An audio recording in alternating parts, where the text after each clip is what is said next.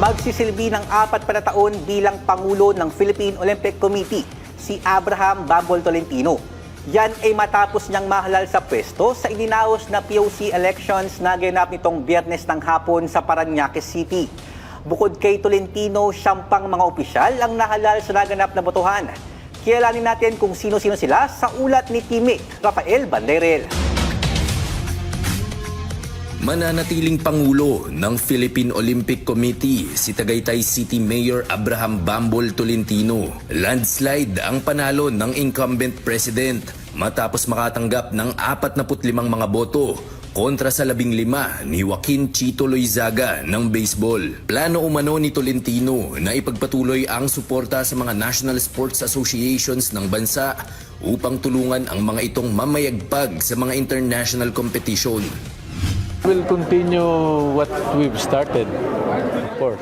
United, transparency, yung platform namin to sustain more for the athletes.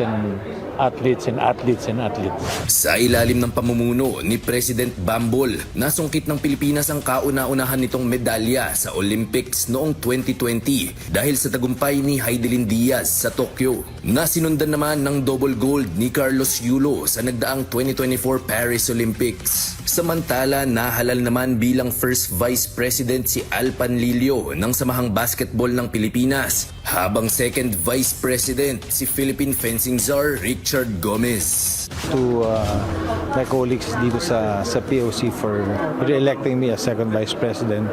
And siguro what made me victorious this time, nakita naman lang yung trabaho pag inassign sa akin ginagawa ko as chef.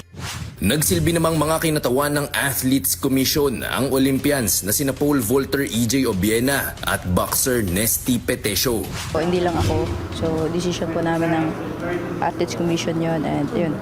Dalawa kami ni EJ yung representative sa Athletes Commission. And syempre, yung hinahanap talaga namin, most especially na maglalaro pa ako, yung suporta talaga sa amin ng mga atleta, yung puso na nasa aming mga atleta talaga yung hinahanap sa akin. Personally, yun yung hinahanap ko, yung puso ng magiging presidente, and the rest, lahat po, kung sino pong manalo dito, ang hinahanap ko po talaga yung puso nila para sa atleta po talaga.